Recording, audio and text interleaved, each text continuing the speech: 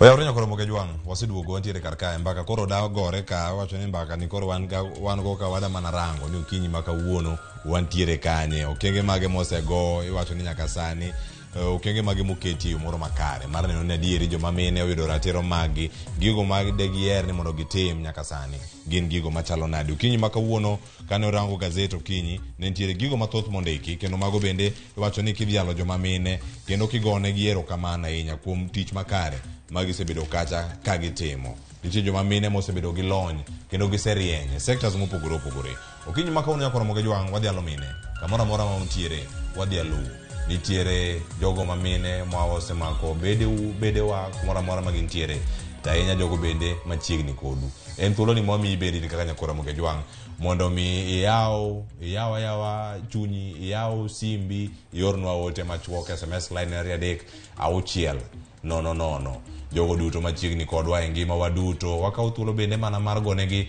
erokamano ageni welo man ge studio bende ang'il thuolo mar rango kendo ka gigoyo tarubin gidarango bende ni okenge magi musiketi mar neno joma mine orieny sectors mopogore opogore moko bende ma ok orieny ang'o mi ok girieny inyalo los gi e yo machalo nade okinyi maka wuono ang' wayudo thuolo bende mar somo ote mari ka in gi simu bende ang' igonwa e line wang' wakete TV kanyo kaachiel koda ka SMS menare adek auchiel nono wantiere live e Facebook mondo mar Ramogi TV okinyi maka wuono wantiere gi welo ariyo gi nyidendi ma nyionagi ma wigi ler ma bende osekonyo sectors mopogore opogore okinyi maka wuono studio ma Nairobi antiere kae koda Lilian Ngala en jalony wechego mag jotije kaachiel koda ka bende riwruok bende ma okedo ne mager ahinya mondo mi orit ratiro mag jogo ma mine kaachiel koda ka mon liete e gwenge mopogore opogore sani ang' kono ni mane kaunti mo Mabei adwak ni machiegni to okinyi maka wuono erokamano Clefas erokamano ahinya kawuono bende wadhi bedo gi mor mar bede twak achiel koda ka wendo mantiere studio marwa e kaunti ma Kisumu mano Helena Pio ka kedo bende ne ratiro mag joma mine kaachiel koda ka nyithindo e kaunti ma Kisumu to nya bende ka entiere apis mara Women Rep kata jod bura ma kaunti ang' okono okinyi maka wuono no chiew nade kaunti ma Kisumu kapok ochako twak Helena arwaki ni machiegni ka in e studio moro ma Kisumu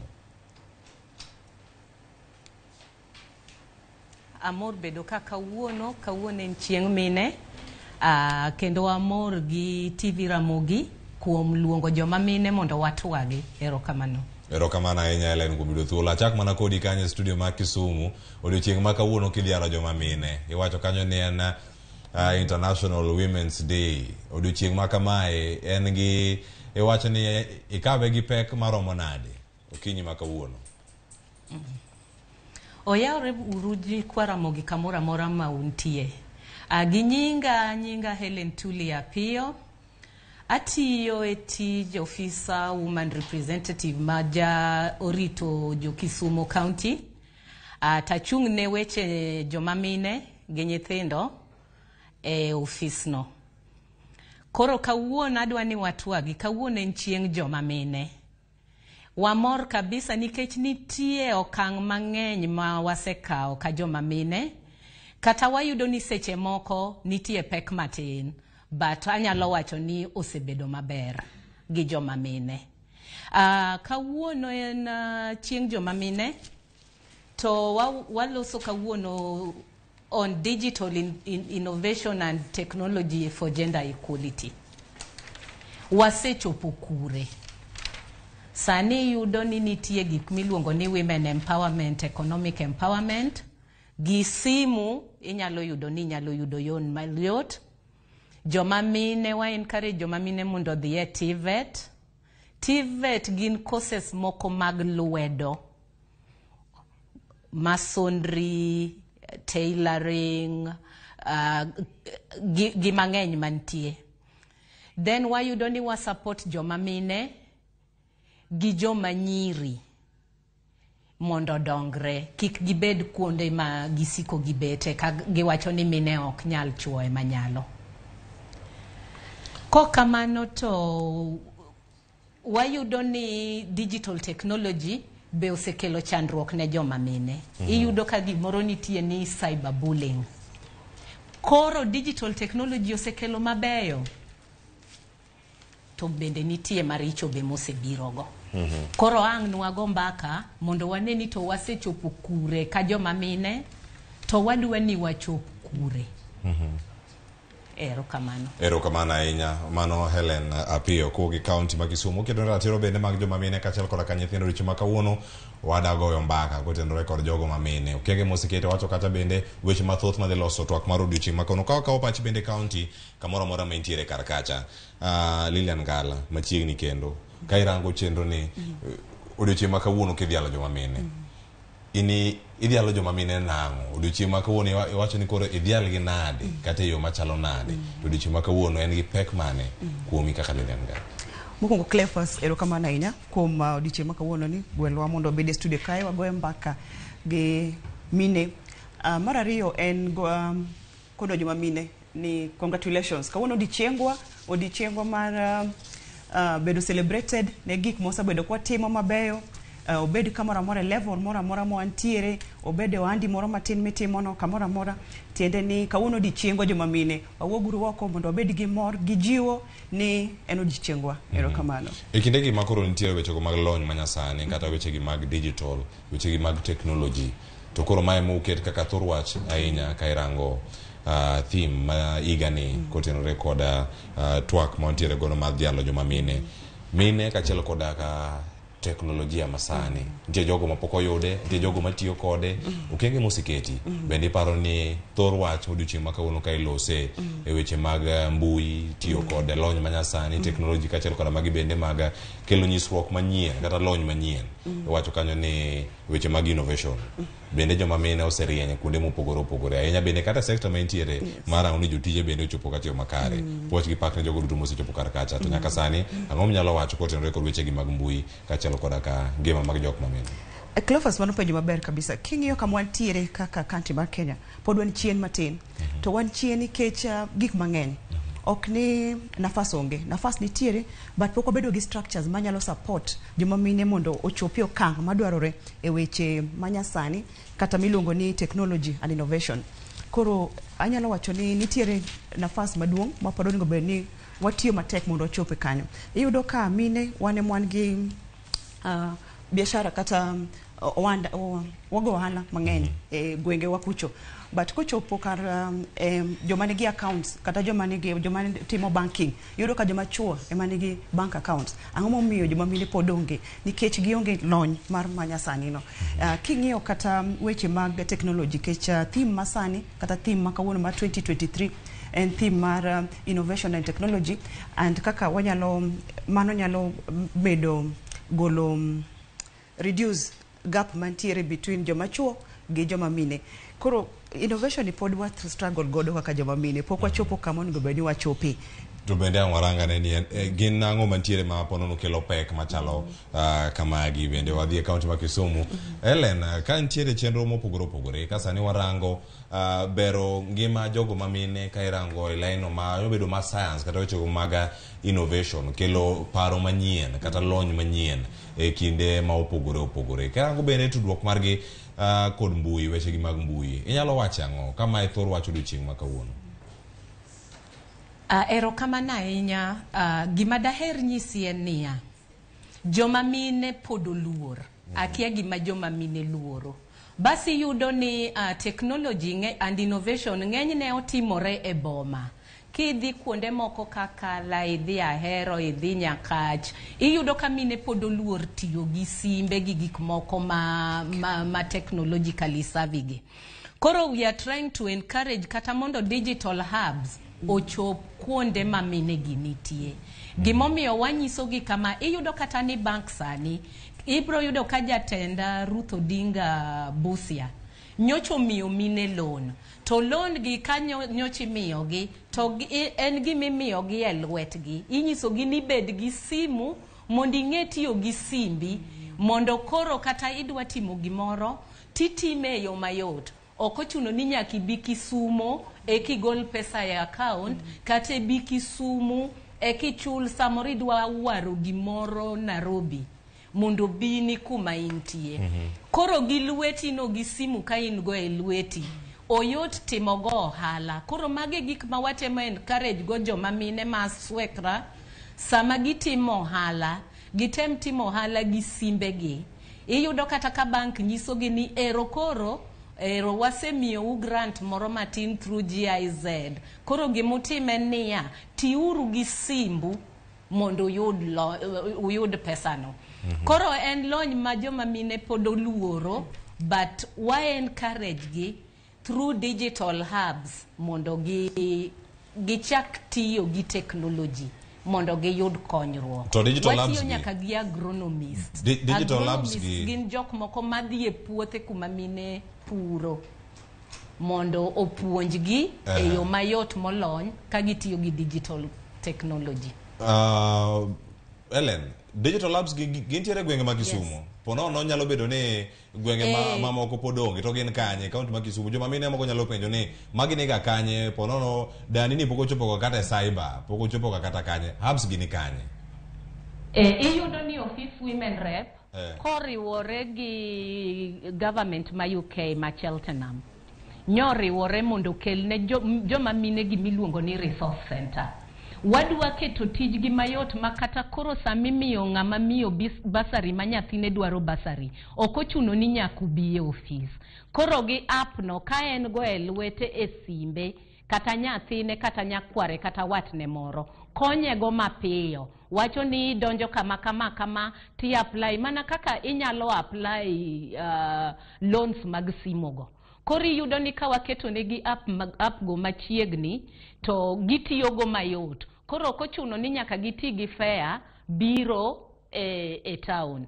Basi yudo ni woman rep masani oketo offices e sub county. Odwa ni offices mane sub county gi gitegi bed gi kamaro matin miluongo ni resource center kuma joma mine gi nyoma nyiri matindo gi yude nyalo yudo tich mayot mamono gi magi nyalo tiyo go mapiyo mondo giyud kony kar mondo giringi gibi Kisumu mondo ginere wang' gi dhano. Kori yudo ka technology ni kata jomoko tamre en the way to go.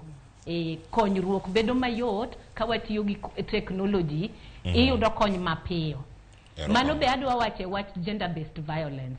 Iyudo ni wan gi kata nembni simu mondik 611 ma en nono. Koro technology ni nitie kaka koro nyaka wa embrace mondo konywa.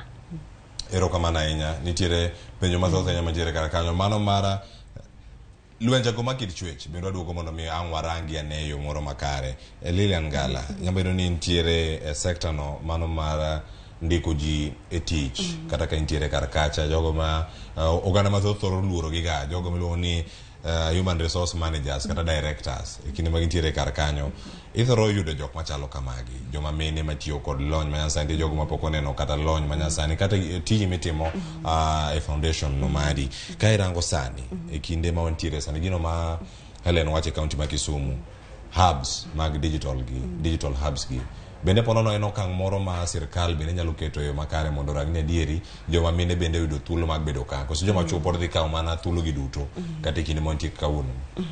Penjo maber ahinya abiro duoko penjo no diriyo.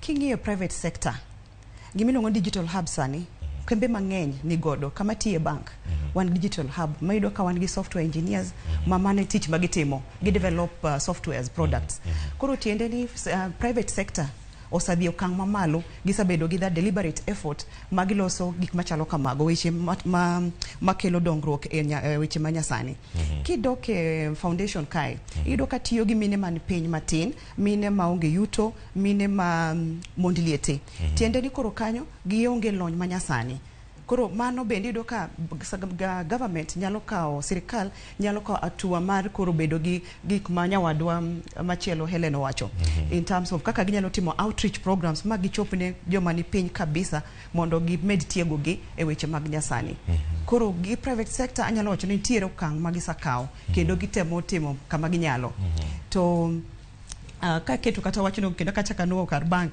kanye matie achungne weche jotije iyudo ka bed interviews wawacho ni wang'ni wadabedo wakawo mana joma nigi IT background jomotimo IT lilo emokawo wang'ni nitiere sababu nikech nitiere gimomiyo watimo kamano wawacho nikech pinyo osa pin change pin lokore koro nikech gik moko te dhi bedo e weche manyasani koro joma nigi IT onego beni momiyo focus to kwachi ni courses moko go bende onge okwadwar o joma timo courses moko oyo owacho ni nyaka ibede gi lony mar IT inyalo bedo jam itimo sani intie kai sani Ramogi TV but onego beni bedo gi digital skills my complement godo gi maybe supplement godo mari main godo no koro nyaka ibed digital skills to nitiere kaka koro HR director maru kata HR manager maru nyalo support those kinds of initiatives mekugo. Koro ere kaka bedo gi lony manyasani nyalo konyo jogo mamine, jogo manyiri e kinde ma wantiere sani mondo mi gichope okang' machielo kata mag tije iwacho ni kinde mag intiere sani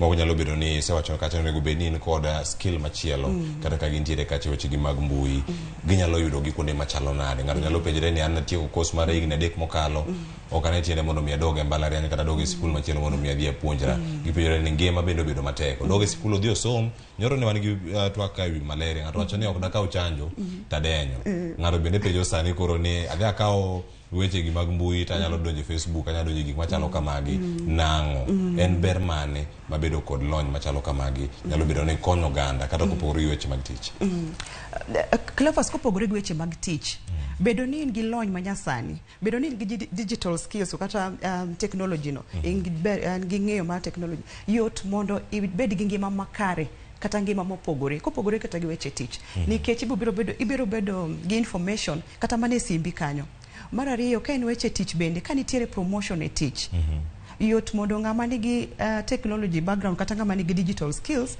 oyud tich mobed promoted kapod in mana kar tiendi kacha koro bedo gi lony mar digital skills en gima important especially ne joma nyiri kata joma mine nikech nitiere gap mosebede maduong' no king'iyo joma nyiri kata joma mine wang'eny gi piny kae kwadonje e workforce but kwadhi mbele kwadhi koro mondo obed jotelo yudo ka koro wabedo matin tiende ne gikaila gi ema duoko wachien koro kwan gi digital skills to yot mondo kech kaka idhi mbele e kaka imedo bedo ng'ama tiyo gi those skills buri dwarore piny kae maybe skills ok dwarore but kaka idhi mbele e kaka imedo sudo levels go e kaka gine be dwaro digital skills go dwarore omiyo anyalo wacho ni ipenjo moro ni ginyalo yudo tiegruok gi kure gima nyalo kono nyiri maptindo mapod nie school mine mayot mapod nie workforce kore ka gichako tije kata joma nie ngas mamalo ok ochuno ni nyaka idhi e school kata nyaka idoge mbalariany inyalo timo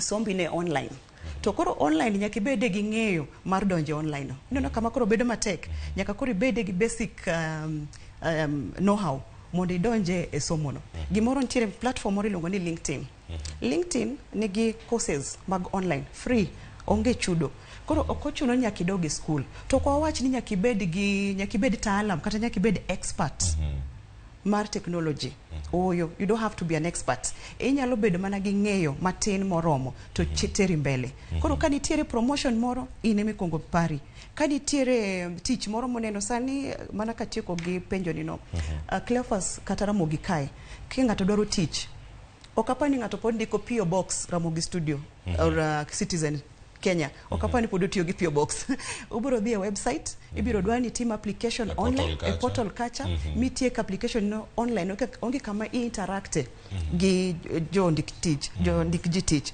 ibiro chopo koro mana kar face to face to kata face to face Cleophas kama bede kawuono ni in the afternoon and online interviews exactly koro biro time kamora mora maera nya bede mtoka ng'ama di interview no bende samoro time gi ode koro kionge lony ni Cleophas ere kaka idhi yudo tich nikech gik moko pogore ok adwa ni biro ofisa but samoro nafas moro office no bende onge an gi tije mang'eny koro momiyo digital skills nyaka wabed godo especially joma mine joma nyiri nyaka wabed gi those skills wabiro dok chien nikech adieri mani kende king'iyo software engineers masani mantie globally piny mangima only 20% a software engineers materially product mora mwan godo applications mora mwaneno mag digital banking magote iloso 80% joma chuo emaloso gi koro tiende ni even interaction mondo gilos that product gibiro loso product ma unyalo winjo tiende don't know if nikech tiende ni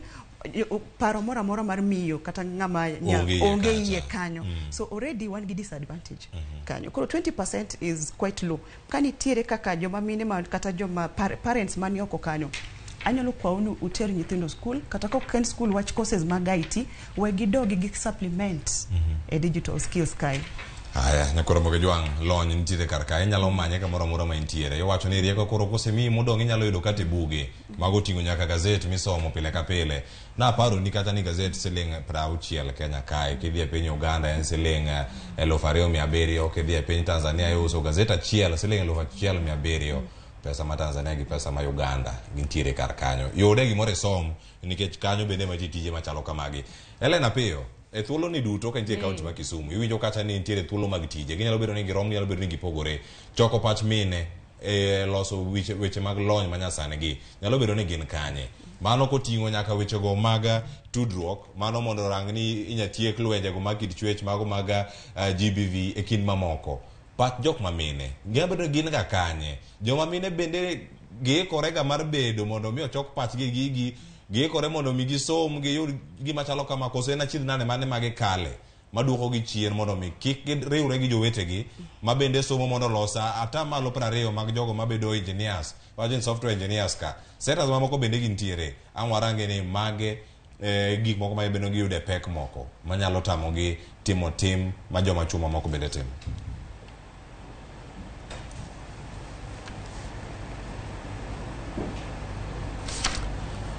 Helen, akia ka inyalo winja achiel kachiel kiwuok e kaunti ma Kisumu.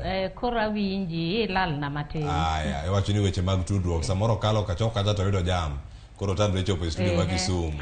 Koro sani ka koro wantiere kar kae, nitie chenro mopogore opogore ma watemo rango. To lony manyasani wacho ni choko pach joma mine, kata joma mine mondo mi owuog oko mondo mi otiegre bedo matek. Pek mane ma joma mine ponono kale manyalo duoko gi chien mondo mi kik gidonje weche machalo kamagi mag tiegruok kachiel koda ka golo paro manyalo konyo oganda tainya e mbui kata wechego mag mbui kod lony manyasani. Generally ng'eni joma mine gin ga jomoluor. But sani watemo nyiso joma mine no chok chir. To gima watemo nyiso ji, technology to nie simu. Somo nie simu, somo chwere. Koro watemo encourage nyithindo moko manyiri matindo nikech nitie mine moko makoro sani dongo ma oseheu puonj. But nitie nyithindo moko manyiri matindo. Ineno tije moko ma ji wacho ni ka masonry, go block, carpentry, sani chiemo gi mwandu nitie tije mag lwedo. Atemo ga nyiso mine mobiro kate ofis wa kamanyo konye yor puonjo nyithindo. Ka nyathini osetieko form 4, tem mondi tere tich monyalo chiemo go mapile. Iyudo ni ji ka plumbers, ji ka carpenters, ji ka jok maloso tile gi. Magi jok man gi pesa mkononi pile. Gin jok maloso pesa pile. Koro wagombo mondo nyiwa gin technological courses, gin courses ma technical ma yot somo to mi chiemo pile. Nikech sani kata king'iyo Cleophas, tije mag ofis onge. Koro mondo watem matek, watem jiwo nyithiwa. Chiemo nie lo, pesa nie lo, pesa nie mjengo, pesa nie plumbing, pesa nie carpentry, pesa nie catering. Gik moko ma jomoko paro ni tije molilgi. Watemuru encourage jowa gi technology gi. Nikech ing'eni simu ni kimako kama, gintie gi apps mang'eny. Kidhi e app moro kata miluongo ni Pinterest, tibro yudo gik midwaro te. Watem jiwo nyithiwa mondo chak timo courses moko manyalo konyogi. Courses ji gedo pile, ji puro pile. Wawuoge courses moko ma kila ng'ato timo, idwani nyathini osom kiang'o. Courses moko ma mondo ng'ato yud tich tek. Wachak donjo uru e courses moko ma joma mine oluoro masani ginyalo timo magi yud konyruok gi pesa moko matindo tindo ma ji yudo mapiyo piyo. Kun kanye ma pinyo chime technical. Aya.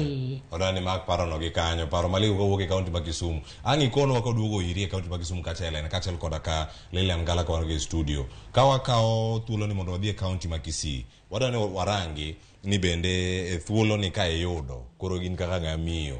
Inyalo tiego jogo matindo kacha miwacho ni luro tije molil gi nade. Jogo mok nyadhi go mjengo, jogi mok nyadhi go block, jogi mok nyadhi yuanam, jogi mok nyadhi ka orecha nam kacha. tich nyalo puonjgi yo machalo nade kata kokale mbui sane ka giluoro tije makamagi nikech luoro moro ok nyagolo kuomgi kone kaka wacho ni wadil gi reality masani nitie mae chal mar wach nyakora Ramogi Jwang yena mondo adhi e kaunti ma Kisii Crispin Otieno ntiere kacha kendo koro dabago no mana twak okora na ng'ati more kawuono piny mangima Dhialo joma mine kaunti ma Kisii odhialo jok mage Chris kata in be kanga chako mana kod ang Dhialo mana jok moko ari adek mane ngima ni kotingo nyaka jogo mawuok Kisumu kolwa East kata kolwa West oyawre Kisii otiyo nade bagoro network okinyi makawuono oyawre ahinya winje yo makare awinji kantiere alap mano mar Kenyenya karod bura ma boma choge Borabwe county ma Kisii kama okinyi makawuono kuma kinyi makawuono jotelo ahinya jotelo mochungne mine county ni Kisii kotingo human rep ma county ni Kisii Doris Abudi kachel kod kata senator mogwel mano en Okenyuri Esi ochopo alapni mar neno ni giloso kod joma mine odiochieng ni mar Dhialo mine piny mangima kendo chenro ni oketi kendo olos kod mano radio mar Egesa mena achiel kuom radio mantiere buo kampuni mar Royal Media Services arani mondo los kod jotelo mondo giliso ne odiochieng makauno ni gilalore gi joma mine e wach mane karibu tena katika runinga ya Ramogi mheshimiwa hebu tuambie siku hii ya leo tunapoadhimisha siku ya kina mama kote ulimwenguni hali koje na mpaka sasa hatua zipi ambazo zimepigwa katika kaunti ya Kisii Erokamano Crispin, nimeshukuru sana radio yetu ya Ramogi inakuja kucelebrate na sisi Women's Day. Nani kama mama? Kweli kwa hakika kama mama hayuko kwa boma, hiyo boma ni kama kuna giza. Hapa Kisii County wamama wamekuwa wanatuambia sisi leaders Donya kuna shida ya FGM, watoto wetu wanakeketwa, Donya bado wazee wetu wanatuchapa, Donya tusaidie. Sasa tunashukuru Mungu kwa sababu gani tuko into leadership. Hizi shida zao zote wanapitia. Kama sasa hapa wanasema wako na shida ya maji, hapa wanasema watoto wao wanaolewa wakiwa 12 years na hakuna mtu anasaidia kufuatilia hayo maneno. Ndio to empower the young girls na kufanya women wakuwe na equity and equality. Lazima tujitokeze kama leaders, tusikize shida zao. Apart from kusikiza shida zao, zile ambazo tuko na solutions tunafanya, na zile ambazo ni solutions za serikali we present their grievances kupitia kwa office za county commissioner. Na pia kama si hivyo peke yake, tunaleta sheria parliament ambayo inasaidia hawa mama. Kama mimi sahi naendelea kuandika sheria yenye itakuwa ina include FGM kwa curriculum. Juu hii FGM watoto wetu wanakeketwa, wanaambiwa nyinyi sasa ni wamama. Watoto wetu wanaanza kupractice mambo ya early sex, wanakuwa teen mothers na wanakosa kwa shule. So at this time ambapo tuna celebrate women, tunataka women wakuwe na equality na equity. Hii inaanza na hivyo, sio inaanza kama watu wanakaa nyumbani. Asante sana kwa kushiriki nasi. Asante sana. Seneta karibu. Asante sana na tena nikirudia ni kwamba mimi ni seneta mteule wa chama cha UDA. Mimi ni mzaliwa wa kijiji hiki haswa hapa Kenyenya. Nami nimefurahia kujiunga na akina mama wenzangu kwenye hafla hii na ningependa kusema haya. Kwanza tunasherekea jitihada zinazowekwa na kina mama na wanawake na wasichana kama mimi kusukuma mambo ambayo akina mama na wanawake wanafanya. Jambo la pili, wanawake wengi wana shida ya afya ya kizazi. Na hii ninazungumzia nikiwa mwanachama wa kamati ya afya ya bunge la seneti. Kwenye bunge la seneti sisi tunasukuma pesa nyingi zije kwenye mabunge ya kaunti ili kusaidia kina mama hawa waweze kupata usaidizi wa mapema kwenda kwenye hospitali na kuangaliwa mapema kabla magonjwa haya hajaenda mbali. Cha pili, mimi kama mzaliwa wa sehemu hii ningependa kuwa kielelezo chema kwa wasichana ambao wanakuwa, kwa sababu mimi ndiye wa kwanza kuteuliwa kama seneta kutoka sehemu hii. Hilo ni jambo linaongeza motisha kwa kina dada ambao wanakuwa na wale ambao wako shuleni. Na unaona sehemu hii ya Kisii, wa Kisii ni watu wenye bidii. Akina mama huku Kisii wamejitosa kwenye siasa, kwenye uongozi, kwenye biashara, na mumeona kupitia kwa wale ambao wamekuja hapa. La mwisho, akina mama pale nyumbani, si wote wana uwezo wa kwenda kwenye miji mikubwa, lakini wale ambao wako kule nyumbani tuna recognize contribution yao kama mama walezi ambao wanatuzaa na kuchangia kuwa watu ambao tumekuwa kwa sasa hivi. Na nisisahau pia wale wanaomba ambao wanaunga jitihada hizi za mwanamke kupewa kipaumbele kwenye wakati huu wa utandawazi. Asante sana Crispin. Asante sana. Tunaye pia mwakilishi eneo hili. Hebu tuambie, leo ni siku ya kina mama na umepatikana hapa. Hebu tuambie hali ikoje? Crispin, radio ya Ramogi ni radio ambayo inasikiza Kiingereza pia. Niruhusu nizungumze kwa lugha ya Kiingereza. I want to say, Crispin, that we are here in solidarity to celebrate the International Women's Day, recognizing very clearly that women play a very vital role in society. And without a woman, as the other leaders have already said, in a family, that family will not be able to prosper. And therefore, as a county government and the ward that I represent, have come to join other leaders here to celebrate this very particular day. But more importantly, Crispin, to be able to even support the agenda that they're bringing in terms of the violations that go into women, issues to do with the gender-based violence, issues to do with the teenage pregnancies, and so many other issues on Crispin. But most importantly, Crispin, I think using this opportunity for International Women's Day, I also want to say that the leaders who are here, we do not support the Supreme Court, ruling in line with Article 23 of the Constitution that gives rights to association, and therefore they then give the right for association and registration of LGBT. And therefore we want to say as a society that during this very particular day, we do not support that kind of judgment. We want people to uphold what is actually contemplated in Article 45, sub-article 2 of the Constitution, that people should be able to marry people of the opposite sex. We are here to show solidarity in terms of the celebrations that are here, and I stand here on behalf of the very many men who will not have the opportunity to speak during this very particular day. Asante sana. Clefa sadungu jari okende ya uo kod Madam S na sebu nyisoni lungininga kaito ilero ni duchingumaka uro ni chendro Chalanga County Makisi. Erokamano nyinga Enesnas Nyaramba Anyakisi. Kawuono wantie katika Ugamara Kenyenya to celebrate the International Day of our Woman. Gimokwongo mwangiyo en angomo miyo mon mang'eny yudo ka nyithindgi kathagore to gidhi tiro ka nyithindo gi at the end of the day gin nyithindo mabedo ga defile, gin nyithindo mayudo chandruok, to gin nyithindo ma at the end of the day yudo ka nyithindo gi nowe sikul gi ediere, koso nyithindo gi nomako ich kapod gin nyithindo. Mar ariyo, kaka mheshimiwa wacho ne wangiyo ere kaka wanyalo yudo pi moko chuno ni nyaka wadhi aora koko wayud pi e wiwa. Mar adek, ere kaka mine nyalo yudo thieth machiegni kodgi, ni ok ochuno ni nyaka odhi nyaka Nairobi koko yud thieth, lakini nyalo chopo Kisika mondo yud thieth. Kaito wangiyo in large ni en ang'o ma nyathi ma nyako nyalo timo mondo kaka koro nyiri madhi e TikTok gi ang'o ma ginene TikTok, ang'o monyalo keto kaka content e TikTok manyalo miye pesa mondo pesa ni okonye mondo ng'iyo kata ka en sanitary towel, kata ka en chiemo, kata ka en gimoro matin modwaro mondo yud pesa ma ok ong'iyo kata ni ang'o odhi yudo kuom dichuo koso odhi yudo kuom mubaba machielo. Mogik awodwa wacho ni wach LGBTQ mantie e Kenya ka ok en wach moro mwanyalo bet piny ka pamo apana, ma en wach mamako wan kaka jonyuol, mako wan kaka mine, mako wan kaka society. Ni ere kaka nyathi manyako nyalo bedo osiep gi nyathi manyako, ok timre kendo ok bi timore. Wachung kaka jok makedo ne ratiro mar dhano ni ma ok bi timore e Kisii, kendo ok wabi yie to ok wabi bet piny mondo wang'e ni gigi dhi timore. Wadhi chako gi skunde mag juniors mondo wang'e kaka nyithindo nyalo dongo ka gidongo e kuom Ruoth Yesu. Erokamano. Erokamano Esnas. Mogik wan gi jatelo mochung' ne Egesa. Hebu tuambie umuhimu wa siku hii ya leo kama kwa wasikilizaji wa station ya Egesa. Asante sana Crispin na watangazaji, mimi wale watazamaji wa runinga yetu ya Ramogi TV na wasikilizaji wa Radio Ramogi. Vile Ramogi TV, Ramogi Radio imekuwa ndio inaangazia mambo ya jamii ya Dholuo.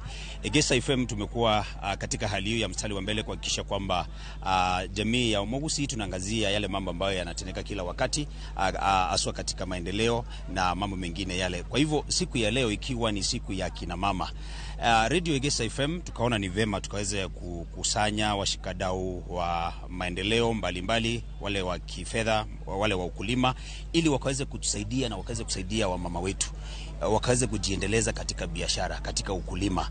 Na vile unajua kwamba Kisii na Nyamira County ni maeneo ambayo mvua kwa sasa inanyesha, na tumekuwa katika mstari wa mbele kuhakikisha kwamba mambo ya ukulima ni eneo ambalo linajulikana vizuri kwa ukulima. Kwa hivyo leo tumekuja kusaidia kina mama wetu ili wakaweze kufanya ukulima wa kisasa, kwa sababu ile the old traditional ways yenye tulikuwa tunafanya mambo ya ukulima imepitwa na wakati. Kwa hivyo leo tumewaletea washikadau wale ambao wanawasaidia ili kufanya ukulima kwa mbinu za kisasa ili wakaweze kujiendeleza. Na pia unajua Kisii, ndizi natoka Kisii naenda the Luo Nyanza. So hiyo mambo yote tunahakikisha kwamba wale jamii wetu wale ambao wanatuzunguka like the Luos and the Kalenjins wote wanapata chakula cha kutosha kutoka eneo letu la Kisii. Yes. Asante sana James. Asante sana. Asante. Baraka kiwinjo no mano kaka weche chalo alap ni make nyenya karod burama Boma Choge Borabwe County ni Kisii ka mine loso mana kuom gigo manyalo neno ni mine omedo dongore e county ni Kisii kendo e Kenya mangima odiochiengni ma Dhialo mine e piny mangima. Kok kamano aduoko ni kendo e studio. Erokamano ahinya Crispin Otieno. Wageno ni weche manyien ka inkelo weche manyien be nange Dhialo ji ariyo kama gintiere kar kanyo mondo mi in bende wayude ote mari ni Dhialo jok mage odiochiengni ma kawuono. Gozo Crispin kata kapok awedhi ok Dhialo ji ariyo mondi Chris. Dhialo ji ariyo moko mondi kata we ikoro idhi nyime gi chenro.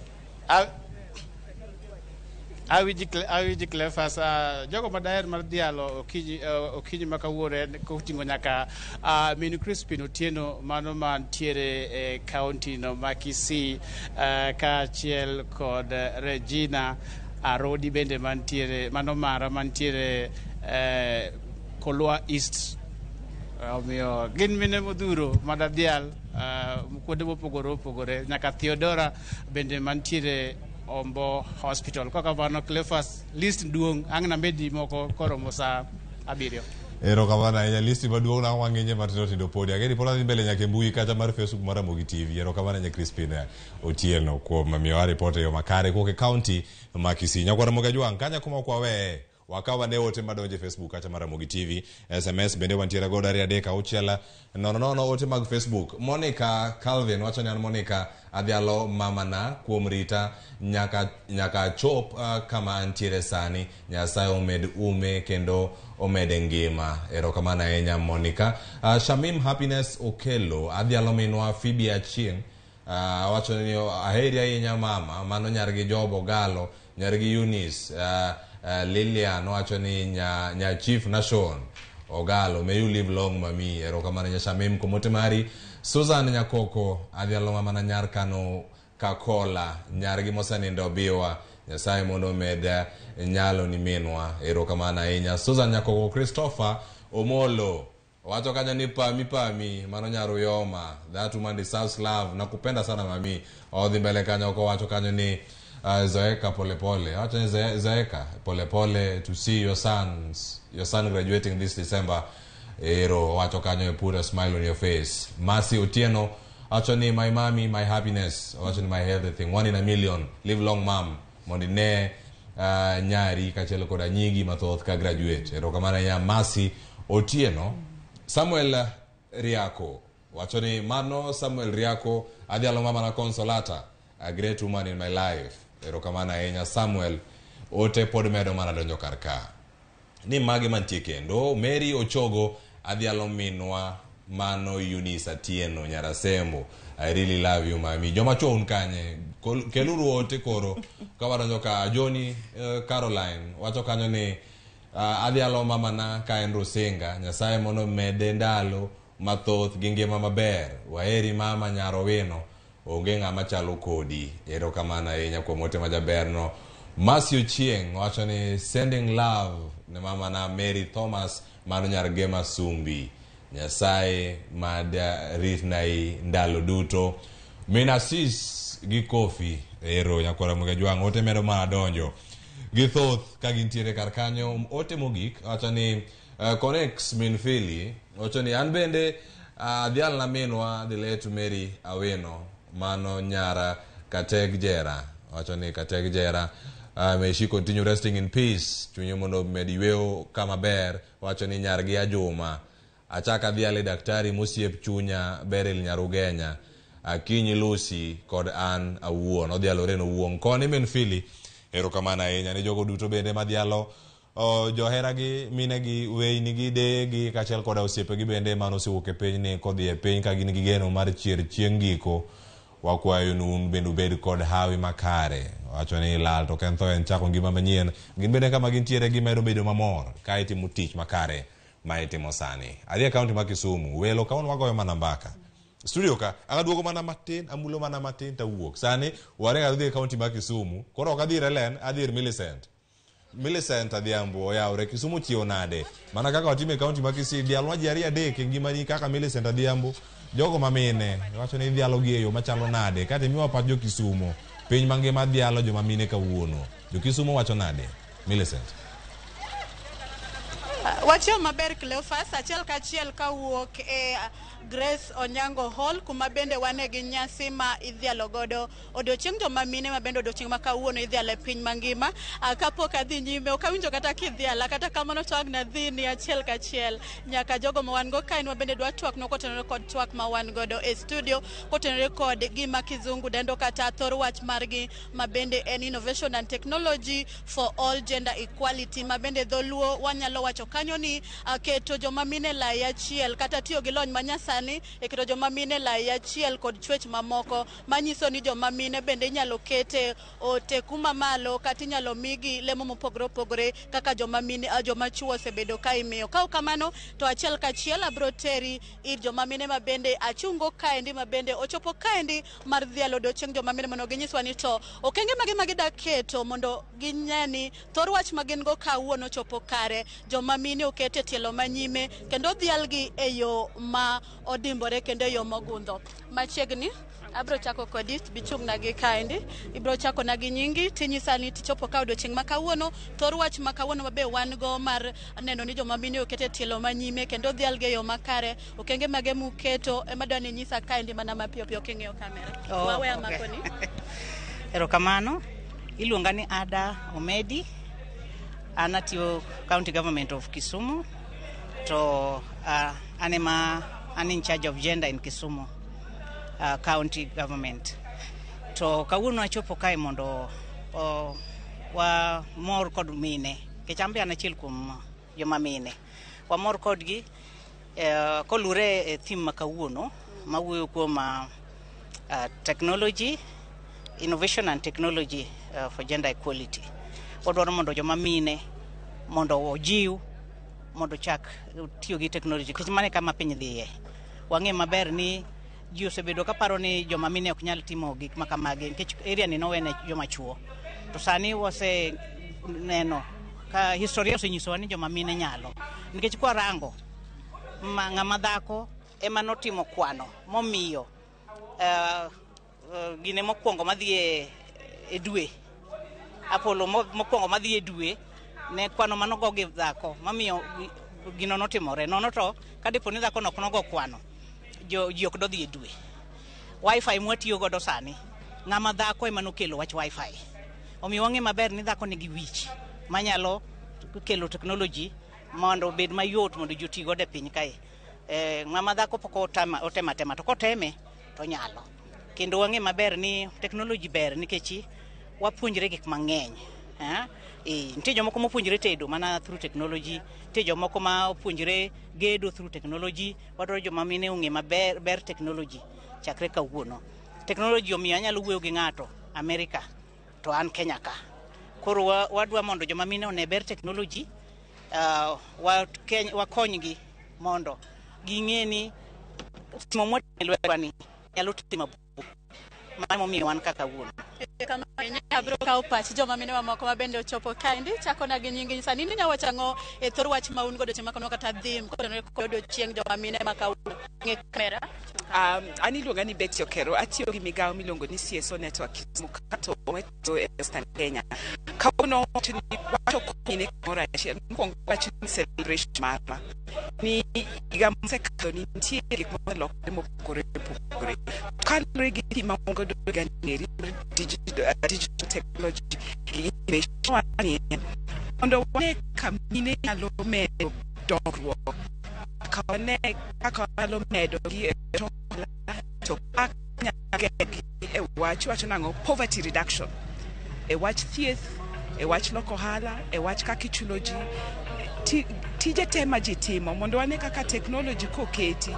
nyalo konyo mine mondo gine kaka wanyalo kelo gima chiegni kuma chwo nitiere, nikech gender equality ok en lweny. Gender equality wacho ni wadwa neno kaka mine man waseweyo chien, mine gi nyiri ma waseweyo chien, ere kaka wanyalo songo gi mbele. To ka wacho wach school, wawacho ni mondo wane kaka kadi nitiere courses manitie be wanyalo keto nyiri mondo ne kaka gimbe ginyalo tiyo gi technology. Ka nitiere ohala ma ji loko, ere kaka inyalo neno kaka mine be inyalo mi tena gimbe gibedo kaka landlords mondo ginene. Ke wach loan, ere kaka wanyalo neno kaka industry nitiere be wanyalo yudo mine. So gender equality ma wacho ni wacho ni ka nitiere technology ma ji tiyo godo mondo wane kaka giko be mayot, waloso mondo gima yot mimbe nyalo irako esen mondo wach gender equality. Ni data wako pile mawani wani maro kama ngine maro kama ni resul magithieno kagi ya secondary kane gitimo science gi technology, ere kaka kagi dhie secondary podwa medogi kagi tieko, ere kaka wamiyo gi tich. To kina ina tich yoyote en tich makiyudo ichuli mana kaka ichulo to wacho ni mine be nyalo. So celebration makawuone eni wacho ni it is possible, it is being done, mine nyalo, nyiri nyalo. Erokamano machiegni mana mapiyo piyo. Aniluonga ni Tabitha Ojwang, atiyo gi migawo mar USAID for the Child. Kawuono wabiro mar jumuika kanya mondo wa celebrate International Women's Day.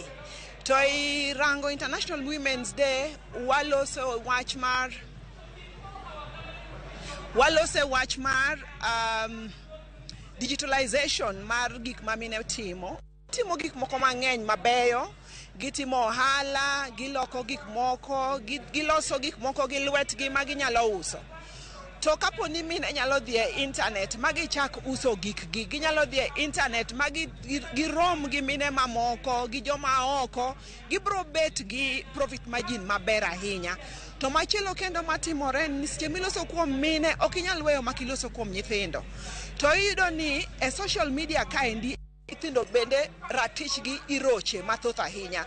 Koro wadwaro ni mondo mine obed chonjo, ging'e ni e social media inyalo dhi miyud ni nyathi ngimane nyalo bedo e hatari. Koro ging'e ni ginyalo dak gi nyithindo nang'o ka gipuonjogi gi weche mek social media and general internet. Koro wadwaro ni mine mondo bed gi kipawa ma ginyalo tiyogo maber internet. Erokamano mana mapiyo piyo. Erokamano ahinya. An nyinga iluonga ni Karen Akech, an jakom mar maendeleo ya wanawake in Kisumu County ka.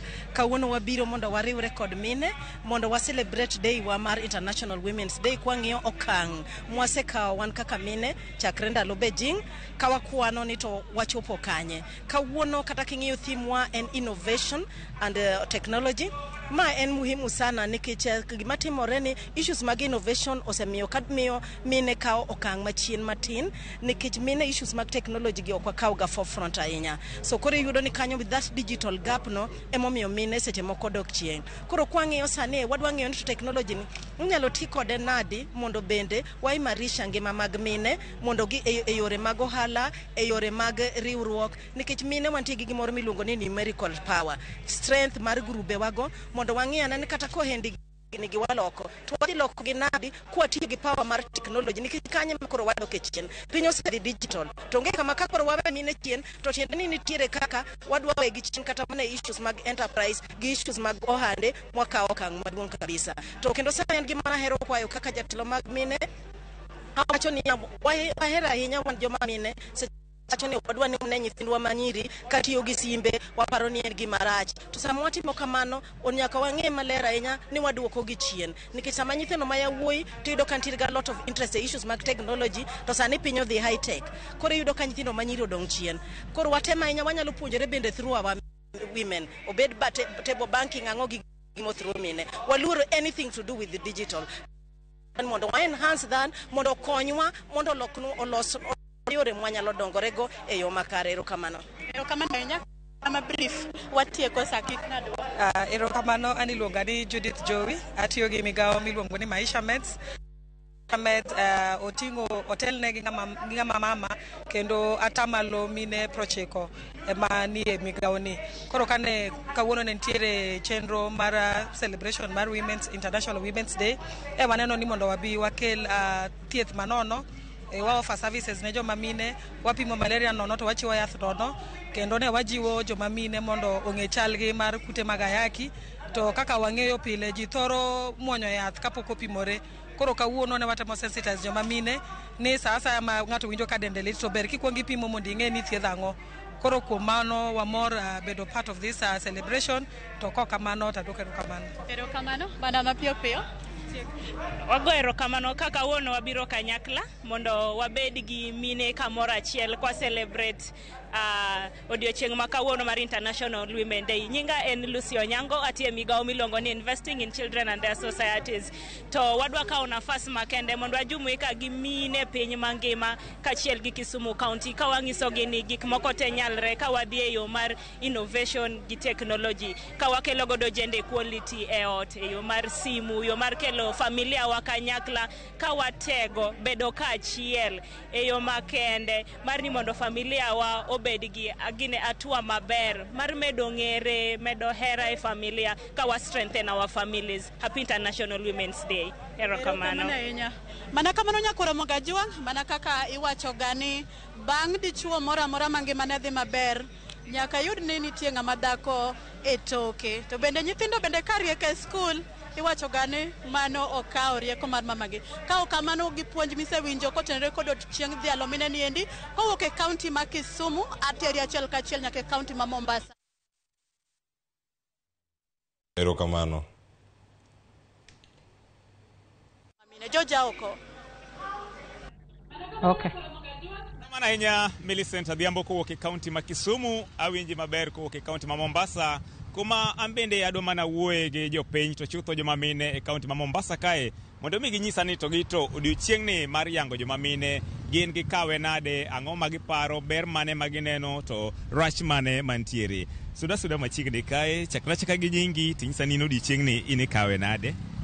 Nyinga iluongo ni Caroline Nyadiero. Odiochieng' ma kawuono mar mine en odiochieng' maber nikech wang'iso mine ni mine mondo oherre. Kama wasechopo kuma ne mine ne nitie gi sani en kama ber nikech mine osebiro mang'eny e telo. To gima wang'iso mine ni wadwa ni koro wadonje gig internet mondo wapromotre kaka mine. Kik wabed abeda ni wan pod wan chien to ji te omiyowa odiochieng' ma kawuono e piny mangima mondo celebrate in kaka ng'ama miyo kama intiere no. Bimor go kange ma mino segoyo kech sani wawinjo kiwacho gani tend joma mine mino nego kete ong'ala mokwongo. Bimor gi steps ma mine goyo kaka ndalo medo sudo ka wayango odiochieng' makama. Amor gi step mose goyo nikech ober. To gima nyalo wacho ni pok wachopo kama onego bed ni mine chopo makoro ji te biro. Nikech iyudo ni ji mang'eny kata katimo ohala sani nyalo bedo ni timo kama intiere no, lakini bitime be e digital. Kaka ji dhi, iwacho gani yie lokruok mondo idhi gi kaka piny lokre, mondo wadhi mbele. Koro mine wawuoguru oko mondo wakonyre kiwan, mondo wane ka ok wakonyre kiwan mondi, onge kaka jomoko nyalo biro mondo konywa. Wakonyre uru kaka mine mondo wane kaka wanyalo medo okang' kuma wachopo ni wadhi mbele zaidi. Erokamano enya. Wayudi ng'at machielo, tafadhali karibu tu sana. Tunazungumzia siku ya kina mama. Anza tu kwa kujitambulisha na tuelezee pengine hadi kufikia sasa tunapoadhimisha siku hii ya leo, pengine ni hatua zipi ambazo labda kina mama wameweza kupiga. Okay, Amosi.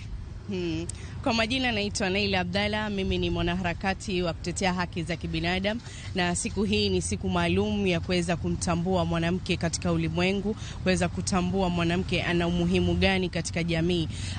Kutokamana na United Nation kukaa chini na kuweza kushika siku hii ni kutokamana na visa, changamoto, malalamishi, unyanyasaji wa kijinsia. Basi mwaka huu pengine tukiweza kusema kwamba wameshikilia pazuri kwa mambo na teknolojia, mambo na digitali. Tunaona saizi dunia ama kila mmoja mitandao, kila mmoja kila kitu saizi ni mitandao, lakini kama mimi ama kama wanaharakati tunasema kwamba internet ama ICT, Ministry of ICT bado nchini bado iko chini sana. Wanasema Afrika, Kenya peke yake ndio kidogo imeweza kupanda kidogo kwa taslimu kidogo tu, lakini bado tunaona kwamba kunakuwa na cyberbullying, wasichana wa mama wanawekwa mitandao wakiwa uchi. Hiyo ni njia moja au nyingine kuweza kumdhalilisha mwanamke. Alafu pia tunaona kwamba watoto wetu wa kike hawachukui engineer, tunaita STEM, innovation, hizi subjects za kufanya mambo na technology. Tunaona ni kasumba kwamba ni ya watoto wa kiume. La hasha. So siku hii ya leo inamwamsha mwanamke yoyote yule aliyoko, aidha awe mjini awe kijijini, lazima awe anapata internet, lazima awe anakuwa na simu. Tunaona hatua kubwa Afrika imeweza kupiga ni kuwa na smartphone. Tunaweza kukumbuka kwamba miaka iliyopita smartphone kwa mwanamke ama kwetu sisi Afrika ilikuwa chini sana, lakini tunaona sasa kuna hatua, lakini tunaishindikiza serikali iweze kutupatia free internet, iweze kuwapatia visomo wanaochukua teknolojia kama subjects. Tumejua mmekuwa katika mstari wa mbele kupigania haki za kina mama. Kuna masuala ya dhulma za kijinsia. Sasa naona umezungumzia hatua ambazo zinazopigwa katika masuala ya kimitandao. Je, katika swala la uongozi hali iko vipi? Wa kina mama wamekuwa mstari wa mbele wakihimizwa kwamba wakati umewadia wao kuchukua nyadhifa za uongozi. Je, hadi kufikia sasa hatua ile imetimia? Kama tunavyojua kwamba wanawake bado wako katika hali duni, hasa katika uongozi, in leadership. Tukiweza kuchukua mfano hai wa Mombasa, tuko na 2 women rep na only 1 MP ameweza kuchukua, lakini ni wakati mwafaka wanawake waweze kujitoza. Kama tulivyomwona Martha Karua alivyojitolea, iliwapa wanawake motisha sana. Hasa mimi binafsi sikutegemea kama kuna mtu atakuja asimamie cheo cha urais. Unaona, so ni wakati, na bado wanawake tuko nyuma. Pengine changamoto tunazozijadili ni kwamba hali ya fedha, unapata mwanamke sana kupata pesa ya kupigia kampeni ni chache. Wengine ni stereotype, mwanamke haezi kumrule mwanamume, bado tuko na hiyo kasumba. Alafu nyingine pengine labda hatuna uzoefu, kuna uoga fulani tulionao sisi kama wanawake. Lakini nikiweza kumshukuru governor wa Mombasa County Bwana Abdul Samad, ameweza kuchagua CCs wake, ministers wake, watu wake wafanyikazi zaidi, akawachagua wanawake. Huona ile ratio ya wanawake katika Mombasa County ilikuwa ni chache, basi akaamua kuongezea idadi katika hizi wizara yake. Nashukuru sana. Thank you. Asante sana. Mana kakiwinjo janeno temo manaloso gimoko kuom mine kaunti ma Mombasa kae kagi yango odiochiengni gitemo nyisa okange magisegoyo kun maginene ber to gi kuonde masamoro ng'ikruok pod nitiere. Kowuok e kaunti ma Mombasa, nyinga en Joja Oko, watudre koro gi Cleophas Oluoch. Erokamano ahinya Joja Oko. Bago na twake moro makare gi welo mantiere kar kanyo studio mane gwengego ma Mombasa. Anga we mondo luche no moko bende mantiere kaka wuono wadhi nyime ko twake studio. Nyokora moge jwan kaka no wasingo ni ote pontiere kar kae. Kanyalo yudo ote ariyo kata dek mago ote mantiere Facebook kacha, kata ote mantiere SMS line wakacha bende koro yaw nitiere ote madonjo achiel kachiel ka gintiere kanyo bende koro wayudgi mago ote machok mantiere karka. Aduda Sele wacho ni we Dhialo mama na Elena mano nyar Kabondo to kod nyimine na ka gin Muoroni ahero mang'eny. Wacho ni ahero mang'eny. Ruoth Nyasaye omeda tayo erokamano ahinya Aduda Sele.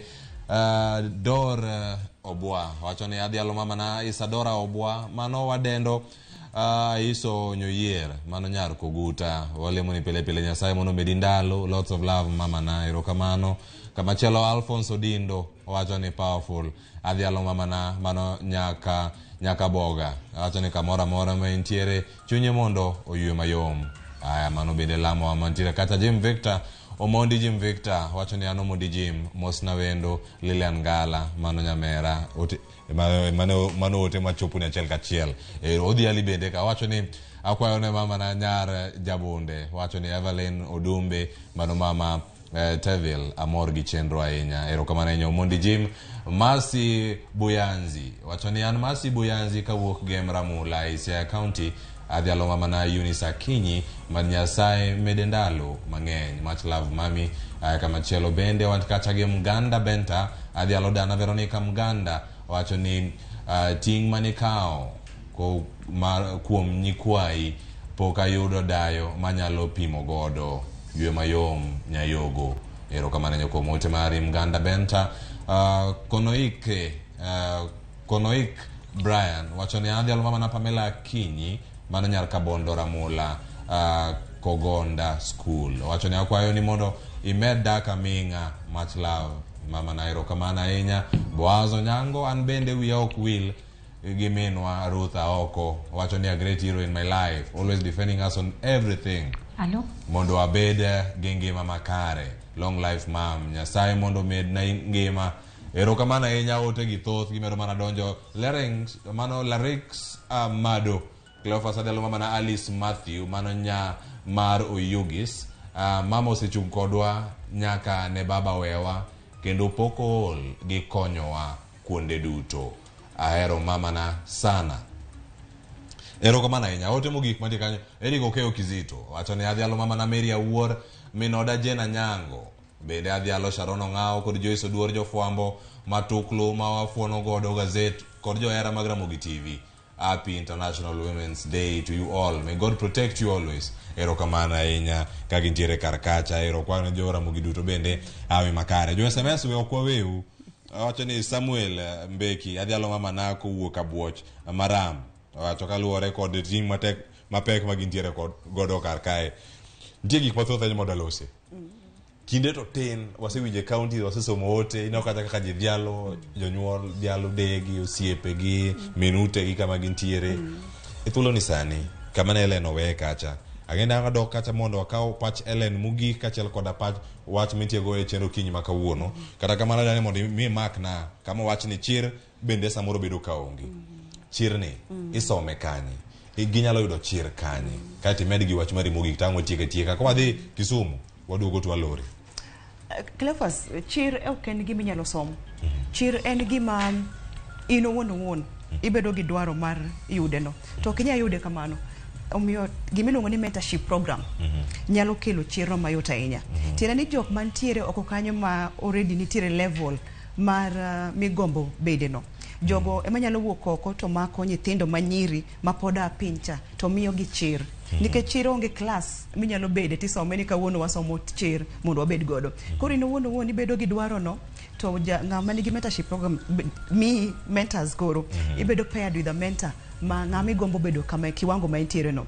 A good example yudo ka Lilian Gala Foundation and foundation ma ng'iyo joma mine to gi joma nyiri bende. Joma nyiri kolor school akaw gitaketo gi school to wawuoyo koro magi weche mowacho how to be courageous. Aire kaka inyalo bedo ng'ama jachir makori bedo ng'ama nyalo dhi oko kanyo ma bed gi ngima makare. Koro mentorship programs gi nyalo jiwo joma mine ma tayari ni mbele matin omak bede nyithindo manyiri kolor school wuothe skunde gi mondo wamigi chir wamigi hope ni gimbe ginyalo bedo joma maber e ngima ma mbele kanyo. Mar ariyo en parents. Parents bende kikuwe ni joma ni oko kende manyalo miyo nyithindu chir kata miyo nyithindo manyiri hope. Kata no wuon kaka ng'ama parents. Sami ng'iyo doli nyathi matin ka in gode e odi, in gi nyathi manyako, in gi nyathi mawuoyi. Iyudo ka sama mang'eny wabedo nyathi manyako ng'iyo ne doli, nyathi madichuo ng'iyo ne computer kata gino na mtokni. Koro nyithindo bedo kadongo ko ng'iyo ni nyathi manyako en tije doli, nyathi mawuoyi bedo ng'ama nigi digital skills go. Koro kata from childhood kai chakore from the ecosystem mane ute wakai. Parents bende nyaki play role ma nyathi manyako dongo kong'e ni embe onyalo bede kiwango mar gik matek ma nyiri oluoro. Koro chir chakore gi kanyo. Erokamano ahinya nyakoro moge joma wadhi e kaunti ma Kisumu ayudo Ellen Apio wach mari mogik nyalo bedo mane odiochieng' ma kono kijiwo joma mine e piny mangima mane Ramogi TV okinyi ma kawuono. Helen. Erokamano ahinya Cleophas, kawuono an gi mor mogik. An gi mor nikech joma mine osego okang'. To okang' ni adwa ni wamed chorore mana ka wadhi kamano. Gima daher wacho, an daher mana jiwo joma mine ni kik uluor Technology ni obiro nikech wan. Technology nyalo mi us giri moro, technology nyalo mi ng'e gima nyathini timo. Technology yao pachi, technology omiyo piny mangima koro ni kamoro achiel. Gima daher nyiso joma mine gi joma chuo. Nitie gimoro ma watimo ka ma ji temo wacho ni joma chuo ber molo joma mine. Wan ndalo mane wadongo ne waneno gima iluongo ni male inclusivity. Shida mar joma mine chako ga gi joma chuo. Nyaka koro wabed jok manyalo include joma chuo in every discussion we make. Ka wadwa timo hala, gimora mora ma wadwa timo, nyaka wariu joma chuo. Nikech shida ibro yudo ni nyathi ma bedo defiled gi ng'ama chuo, kata osiepne mane skul. Ok ong'eyo ni sani mondo wayud problems sama wapuonjo nyithindo manyiri wawe nyithindo machuo. Wiwa owil gi nyithindo machuo. Ok wanyal dongore ka nyithindo machuo wawe chien. Omiyo sani nyaka wachokre kanyakla mondo wariu paro, mondo wane wadhi konyore nade. To ne joma mine uneno ka Kikuyu, Kisii nitie funds mang'eny ma joma mine yudo. Women Enterprise Funds, pesni ng'eny, but jowa paro raha ganasa. Wajiu pachwa mondo wabed jok manyalo loko hala. Wajiu pachwa mondo wabed jok manyalo konyo nyithindgi. Sama nyithiwa nigi simbe gi magi puonjore technology, wapuonjo gi ang'o maber, ang'o marach. Single parenting, nyaka joma miyo koro yud jok miluongo ni mentors. Kata owadu, kata owadu kata wuonu nyalo menta ni nyathi. Kikikawa ni koro idwa ni nyathi odong kende, nikech koro ng'ama miyo onge dichuo e ngimani. Gik mwatimo ka joma miyo impact kata nyalo impact negatively na nyithindwa. Omiyo wadoge drawing board, wapar ni Kenya ka wanyalo dongo nade ka wariwo joma chuo gi joma miyo ma wakelo paro maber. Erokamano. Kok kamano to erokamano uru. Agone radio Ramogi TV erokamano maduong' kuom miya thuolo ni ang'eni pod wabro lalore bang'e. Erokamano ahinya na piyo kuom thuolo bende matokore Ramogi TV en puoch gi pak ni mine duto mantie kaunti mag Kisumu gi counties duto makaluo. Lilian Ngala noka wadatieko Cleophas mara dakika achiel. King'iyo thor wach kawuono en about digital skills. Donge gima nyalo wacho ne joma tindo matok mana nyiri kende kata joma tindo youth ma tiyo gi social media ni. Bed king'iyo ni social media nigi berne zaidi. Wanyalo timo weche maber makelo dongruok. But social media chiel bende nyalo ketho ni kama ng'eny. Koro gimoro amora mi post e social media kaka ng'ama pod yot mamanyo tich gi weche mang'eny. Kikibed ni tho keta weche manyalo hinyi nikech internet bende wiyo kwili wacho ga ni internet doesn't forget. Koro bed king'eyo ni internet nigi berne but onyalo bedo gi richone. Koro gimi keto kanyo nyaka bed ni ing'eyo ni en gima kare. Erokamano. Happy International Women's Day. Erokamano ahinya. Ibed gi chieng' makare in bende Lilian Ngala go erokamano kuom bedo kod Ramogi TV okinyi makawuono. Thank you. Nyakora Ramogi Jwang, wan bende wadhi ali kamoro mora mantie janeno marwa ing'amiyo komineno akacha wagoni erokamano kuonde duto ma intiere kawuok ka ng'ina ng'tama kata kalo dhot kae koka tieko ne Happy International Women's Day ne jofwambo duto mag Ramogi TV. Aya jogo bende mwatiyo godo e Ramogi TV. Mana ka wacho kayo Joyce Oduor, Sharon Ong'ao, Lydia Okeo, Judith Omondi, Ray Polo, Jai Lieta, Diana Olonde, Steve Okenda, wacho kacha Stella Brenda, ntiere Lynn Ramogi Nyanyakach, ntiere kacha Papecho Koth, Viola, Happiness Odawa, nitiere komoro bende Latifa Mujiri, jogi duto maloso chenro mopogore opogore Ramogi TV, wan kata gi Christabel, wantiere kacha bende kod kamachiele Rosie, wantiere kacha kod Liz, Ndwati, kama gintiere kacha, jogi mopogore opogore Milka, gi jogi duto ma osebedo kar kacha.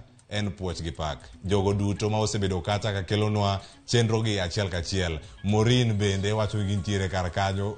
Wasechopo e gigi duto madhi e yo moro makare. Nyaka jogo mantie Kisumu, akia gimomiyo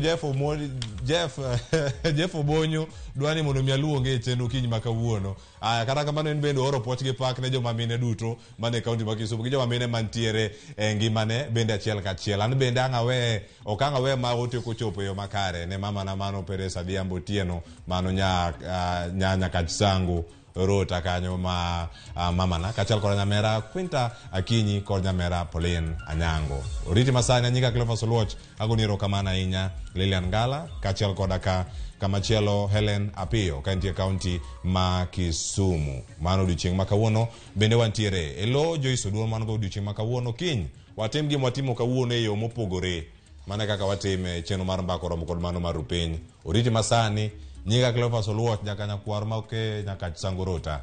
Oriti. Thank you so much.